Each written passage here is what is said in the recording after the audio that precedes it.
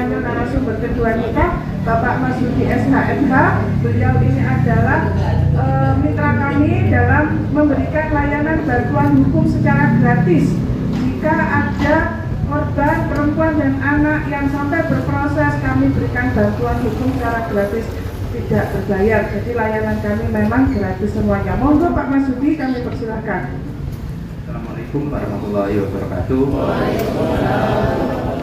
Ngapunten Pak Yai, Pak Camat, yang terhormat seluruh peserta, ada Forkom tim Pencang,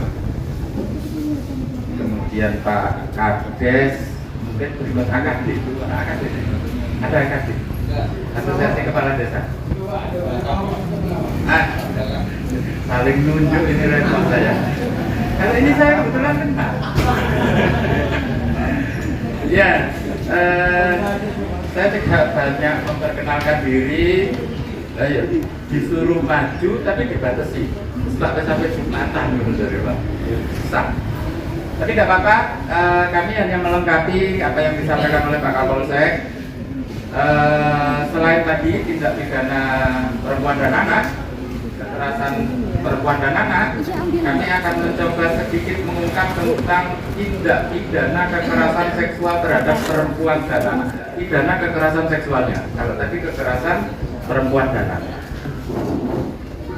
Tahukah kalian apa yang dimaksud dengan daripada saya ngomong tak setel ini ya saya.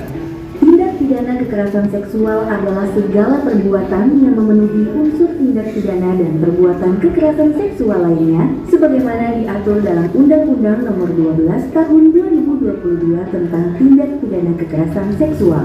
Dalam pasal 3 disebutkan bahwa Undang-Undang Tindak Pidana Kekerasan Seksual bertujuan untuk mencegah segala bentuk kekerasan seksual, menangani, melindungi, dan memulihkan korban, melaksanakan penegakan hukum dan merehabilitasi perilaku, mewujudkan lingkungan tanpa kekerasan seksual, dan menjamin ketidakberulangan kekerasan seksual.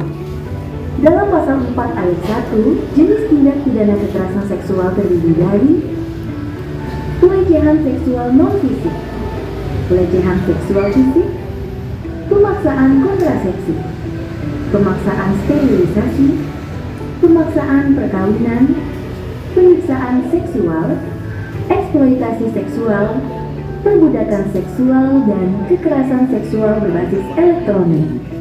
Selain tindak pidana kekerasan seksual sebagaimana dimaksud pada ayat 1, tindak pidana kekerasan seksual juga meliputi pemerkosaan, perbuatan cabul, persetubuhan terhadap anak, perbuatan cabul terhadap anak dan atau eksploitasi seksual terhadap anak, perbuatan melanggar kesusilaan yang bertentangan dengan kehendak korban, pornografi yang melibatkan anak atau pornografi yang secara eksplisit memuat kekerasan dan eksploitasi seksual, pemaksaan pelacuran, tindak pidana perdagangan orang yang ditujukan untuk eksploitasi seksual, kekerasan seksual dalam lingkup rumah tangga, tindak pidana pencucian uang yang tindak pidana asalnya merupakan tindak pidana kekerasan seksual, dan tindak pidana lain yang dinyatakan secara tegas sebagai tindak pidana kekerasan seksual sebagaimana diatur dalam ketentuan peraturan perundang-undangan.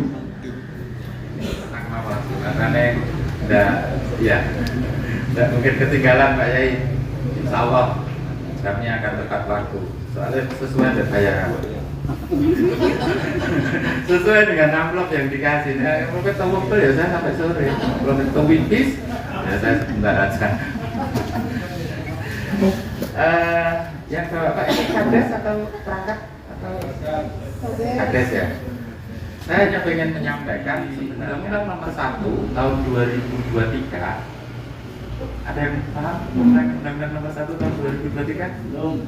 Wah, ini paling enaknya belum daripada ditanya kan itu ya. Itu adalah kitab Undang-Undang Hukum Pidana yang terbaru Pak. Dan insya Allah Pak Presiden, Pak Prabowo, Pak Kemenkum sudah bersama-sama menyepakati bahwa KUH pidana yang baru akan dilaksanakan pada tanggal 1 Januari tahun 2026. Kurang setengah tahun. Apa yang baru dari KUHP ini? Nah, ini keterlibatan Bapak Kepala Desa. Karena semangatnya adalah restoratif justice. Seluruh perkara pidana, tapi kok ada yang tidak bisa ya, itu akan diselesaikan di tingkat desa. Nih, kalau dulu tidak wajib, kalau besok wajib Pak. Insya Allah Pak Camat harus ngalih. Pak Camat sudah nggak ada. Di Kecamatan Taman Sidoarjo itu sudah berdiri namanya Mahkamah Desa. Kalau dulu sampean tahu kan Mahkamah Agung. Nah, di Taman itu sudah berdiri namanya Mahkamah Desa. Di Jogja sudah didirikan Badan Peradilan Tingkat Desa. Ada 97 desa yang menjalankan itu. Koyo anak biru didengarkan baik-baik, aku kayak nakut-nakuti kepala desa enggak ya. Yang jelas sebelum 1 Januari atau sebelum pelaksanaan peradilan di tingkat desa dijalankan, Bapak Kepala Desa akan dipanggil oleh Kemenkumham, diberikan sosialisasi. Ada yang sudah pernah dipanggil Kemenkum? Nah, setiap bulan 2 periode. Terakhir di tanggal 3, 4, dan 5 Juni ada 1000 sekian desa Pak Kapolsek dipanggil oleh Kemenkum. Ada sosialisasi desa sebagai juru damai, dan perangkatnya diangkat sebagai paralegal. Paralegal itu orang yang tahu hukum tapi bukan sarjana hukum. Jadi kalau kepala desanya punya perangkat SE, S, liane SH, yang lain dari SH, tetap nanti ada pelatihan dari Kementerian Hukum untuk belajar menjadi paralegal. Ini semangatnya Pak. Semoga saja anggarannya ada. Karena yang sampai hari ini masih mandiri Pak. Karena masih mandiri, pelatihannya online Pak. Tidak sampai dipanggil. Dan nanti kepala desa dan perangkat desa akan mendapatkan sertifikat paralegal. Kalau sudah 3 periode tidak bisa nyalon lagi, keluar, bisa beracara nanti di pengadilan. Kalau mau gabung sama saya Pak. Karena yang bisa beracara pengacara bisa bawa paralegal. Jadi paralegalnya bisa beracara ketika ada surat tugas dari pengacara. Itu kira-kira nyambung ke sini. Apa yang berbeda dengan undang-undang terdahulu? Ini Pak. Yang satu Pak Bu, TPKS itu bisa Pak, kamu ada saya kira pulang dari ternyata ada ya, pelaku TPKS itu bisa perorangan, bisa korporasi. Kalau dulu hanya perorangan. Ini yang membedakan. Di undang-undang nomor TPKS yang terbaru bisa korporasi. Korporasi itu bagaimana? Ibu ketua kepala, kalau rumah sakit kepala bunda, direktur. Iya, soalnya ketua nih kepala kok anak beda, nih direktur pasti tidak beda. Seorang direktur rumah sakit kemudian mensyaratkan susternya, bagus yang anak kecil-kecil sedang pulang ya, perawatnya pakai rok pendek dan perawatnya tidak mau, bisa kena ini Pak. Seorang direktur rumah sakit, seorang kepala desa pada baik, sama aja kena. Jadi bukan hanya orangnya tapi korporasi. Jadi kalau sampean ke Jawa itu banyak orang cantik-cantik nawarkan rokok kan, biasanya kan pakai rok pendek atau pakai celana pun yang ketat-ketat. Nah sekarang sudah tidak boleh, tidak berani Pak, karena dia kena undang-undang TPKS dan ancaman hukumannya luar biasa.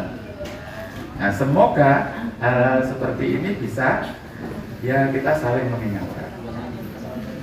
Kita saling mengingatkan. Sekarang jadi kepala desa, besok jadi direktur sebuah perusahaan BUMN misalnya. Nah, kan setelah itu bikin ini saya aneh-aneh kan. Biasanya kalau jadi direktur pasti bisa tanggung jawab yang susah-susah. Nah, biar progres bisnisnya lancar.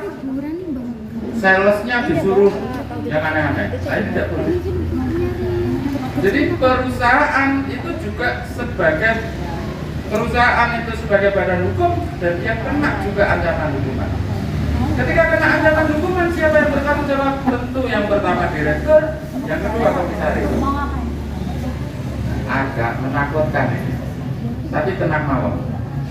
Saya lanjutkan. Ini jenis-jenis TPKS tadi sudah dibahas oleh Pak Kapolsek. Nah, apakah apa yang disampaikan oleh Pak Marsudi benar? Saya tidak ngomong benar salahnya Pak Yai. Ini ada beberapa kasus yang sedang berjalan. Nah ini Ibu Direktur ini.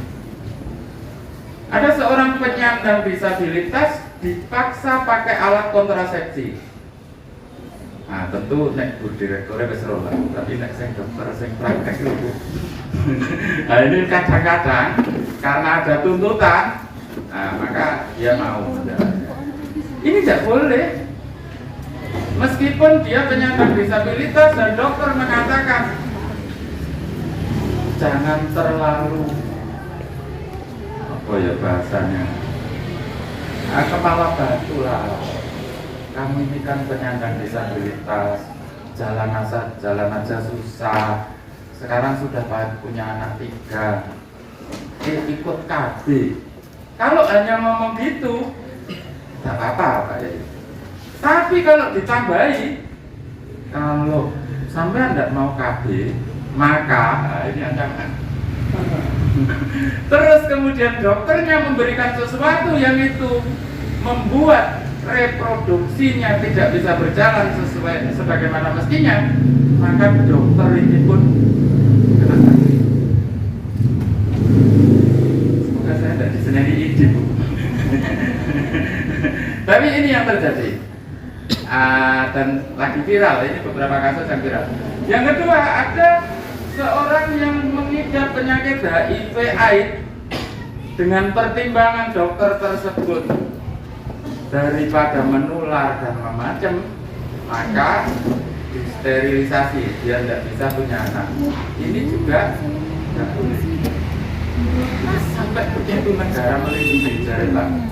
Kapolsek kan negara hadir dalam bentuk perlindungan. Itu Pak Prabowo kesini itu bukan ya, tapi dalam bentuk perlindungan yang tertulis. Contoh berikutnya ada, nah ini juga masuk TPKS. Ada suami istri duit utang, tiap hari ditagih oleh kolektor. Kolektornya pas ke situ lihat anaknya cantik, anaknya diminta. Ketika anaknya tidak mau, maka ini masuk TPKS dan ancaman hukumannya luar biasa, di atas 9 tahun.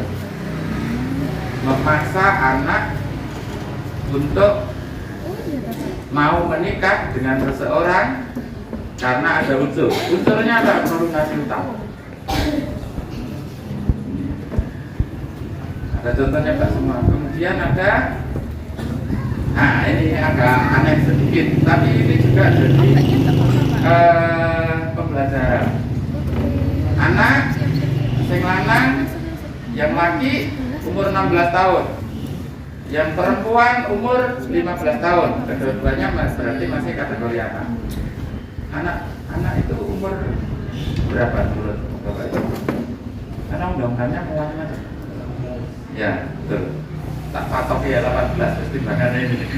Karena Ya, kalau TPPA tindak intinya kalau perlindungan perempuan dan anak, pemberdayaan perlindungan perempuan dan anak itu sudah mematoki usia anak itu 18, 0 sampai 18, sampai termasuk di dalam kandungan katanya Pak Kapolsek.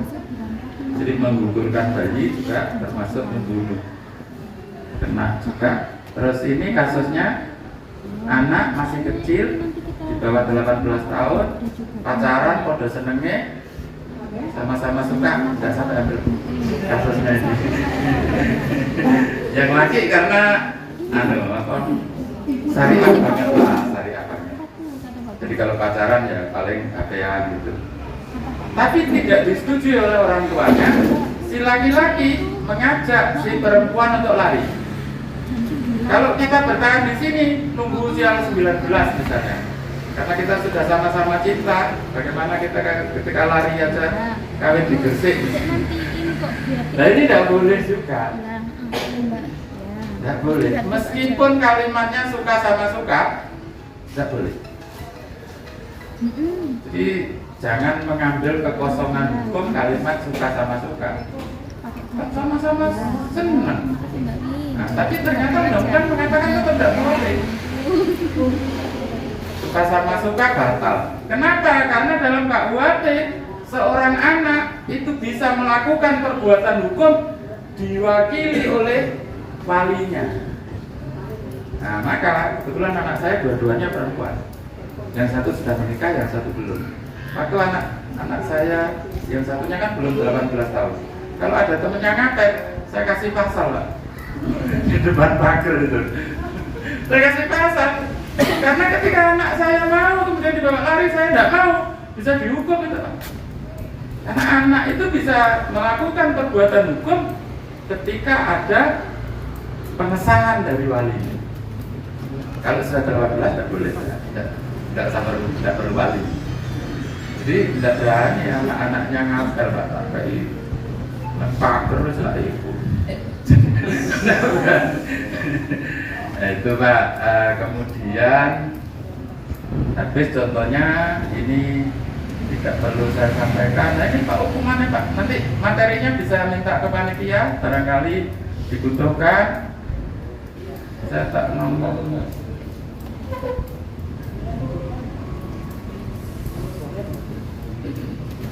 Nah ini Pak, yang tadi disampaikan. Kemudian ketika sampai semua melihat terjadi sebuah kekerasan, baik kekerasan terhadap perempuan dan anak atau tindak pidana kekerasan seksual, sampai semuanya yang masuk dalam kategori ini bisa melapor, bukan hanya korbannya. Petugas LPSK, petugas UPTGPPA, tenaga kesehatan, psikolog, pekerja sosial, tenaga kesejahteraan sosial, psikiater kalau psikolog tidak boleh. Ya, itu semuanya boleh. Kemudian yang terakhir advokat. Soalnya advokat itu pasti dikasih tugas yang agak berat sedikit. Itu boleh. Siapa? Berarti lembaga-lembaga kesejahteraan sosial termasuk MUI Pak, Muslimat, Fatayat dan seterusnya itu juga bisa mendampingi korban melapor. Jadi kalau misalnya dalam suatu wilayah sama melihat ada sebuah tindak pidana kekerasan seksual, orang tuanya kereng, tetangganya tidak berani, Pak Kades rodok wedi soalnya dia jadi tim sukses.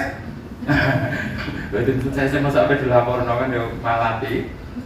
Maka bisa lembaga-lembaga yang lain yang bisa membantu melaporkan. Tidak harus korbannya tapi orang lain. Lapornya kemana tadi sudah disampaikan oleh Pak Kapolsek. Habis, terima kasih.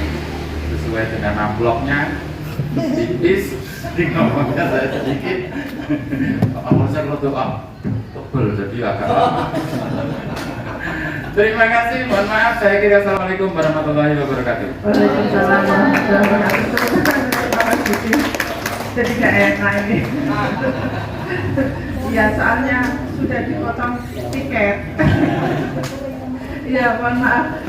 Baik Ibu Bapak, tadi disampaikan oleh Pak Masudi bahwa ada nanti yang diberlakukan tahun 2026 ya, ada perubahan KUHP nomor 1 tahun 2023, di mana nanti penyelesaian bisa diselesaikan di tingkat masyarakat, di desa, terutama permasalahan sosial. Tapi terkecuali tadi disampaikan terkait kaitannya dengan Undang-Undang PPKS terkait kekerasan seksual, itu yang tidak bisa untuk karena menimbulkan adanya tindakan pidana, itu nanti yang memang harus undang-undangnya harus tetap diberlakukan. Kami juga beberapa memang menangani ada permasalahan seksual yang di di Bawean ini, dan kami juga banyak dibantu oleh Bu Direktur ini RSUM untuk pelaksanaan kayak visum, pengobatan dan sebagainya supaya tidak jauh-jauh layar ke Gresik. Tapi saya berharap mudah-mudahan di sini tidak ada lagi, kalaupun ada mudah-mudahan bisa diselesaikan secara adil dan bijak, terutama untuk kepentingan terbaik bagi anak. Itu ya.